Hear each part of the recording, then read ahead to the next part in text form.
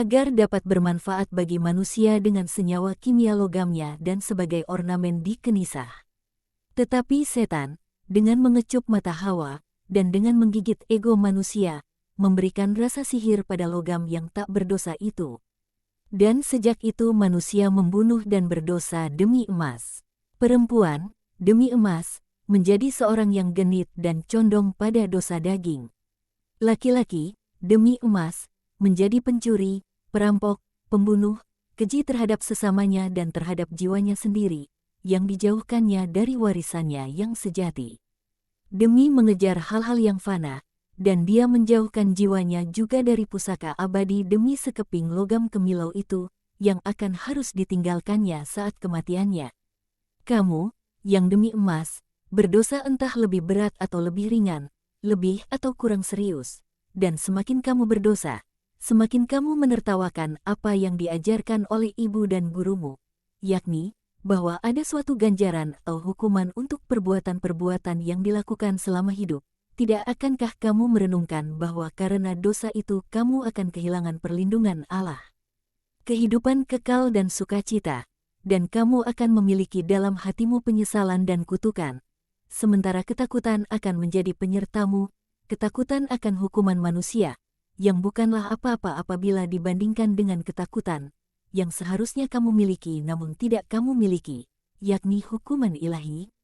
Tidak akankah kamu merenungkan bahwa kamu akan memiliki akhir yang mengerikan karena perbuatan-perbuatan jahatmu, jika kamu bertindak sejauh hingga menjadi penjahat, dan suatu akhir yang bahkan terlebih mengerikan. Sebab akan menjadi suatu akhir yang abadi, jika demi emas, perbuatan-perbuatan jahatmu bukan sekedar sejauh menumpahkan darah, melainkan telah menganggap remeh hukum kasih dan hormat terhadap sesama, dengan menolak memberikan pertolongan kepada mereka yang kelaparan akibat ketamakanmu, atau merampas kedudukan atau uang atau menipu dengan timbangan palsu, melalui ketamakanmu. Tidak, kamu tidak memikirkan semua itu. Kamu katakan, itu semua hanyalah cerita isapan jempol. Dan aku sudah meremukkan cerita-cerita isapan jempol macam itu di bawah berat emasku. Dan cerita-cerita itu tidak ada lagi. Itu bukan cerita isapan jempol.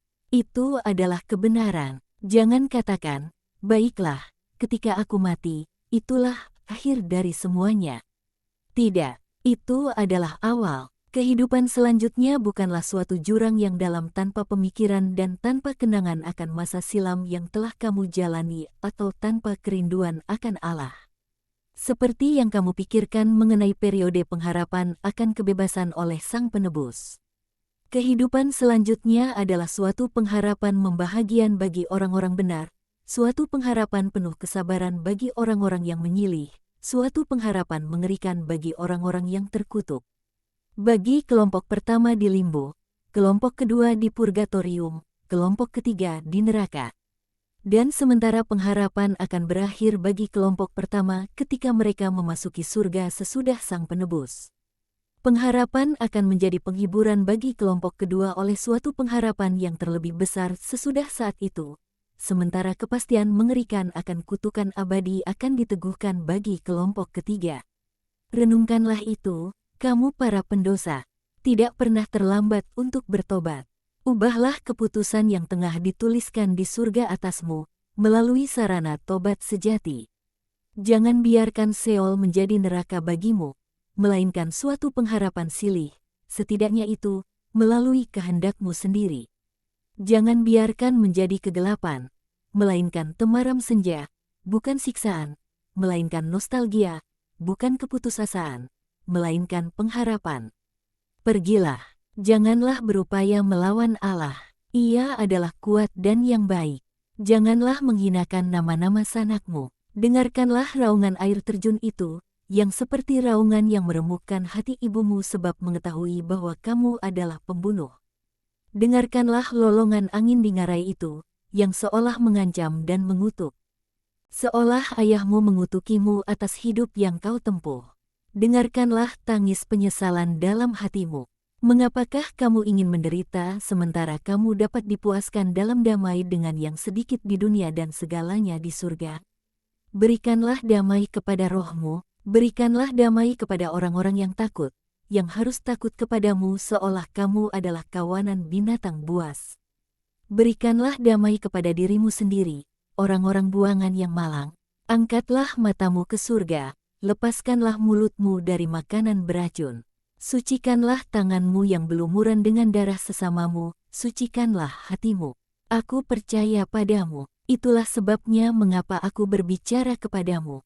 Sebab jika seluruh dunia membenci dan takut kepadamu, aku tidak membenci ataupun takut padamu. Melainkan aku merentangkan tanganku untuk mengatakan kepadamu, bangkitlah, datanglah. Jadilah lemah lembut di antara manusia, manusia di antara manusia. Begitu sedikit rasa takutku kepadamu hingga sekarang aku katakan kepada semua orang di sini.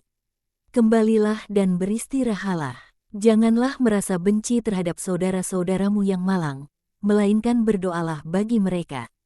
Aku akan tetap tinggal di sini menatap mereka dengan mata penuh kasih, dan aku bersumpah bahwa tak suatu pun akan terjadi. Sebab kasih melucuti kekerasan dan memuaskan yang tamak. Terpujilah kasih, kekuatan sejati dunia, kekuatan yang tak dikenal namun penuh daya kuasa, kekuatan yang adalah Allah. Dan kepada semua orang Yesus berkata, kamu bisa pergi sekarang. Janganlah takut, tak ada lagi mereka yang berbuat jahat di sana, melainkan hanya orang-orang berduka yang sedang menangis. Dia yang menangis tidak akan mencelakai. Aku berharap kepada Allah agar mereka tetap tinggal sebagaimana mereka sekarang. Itu akan menjadi penebusan mereka.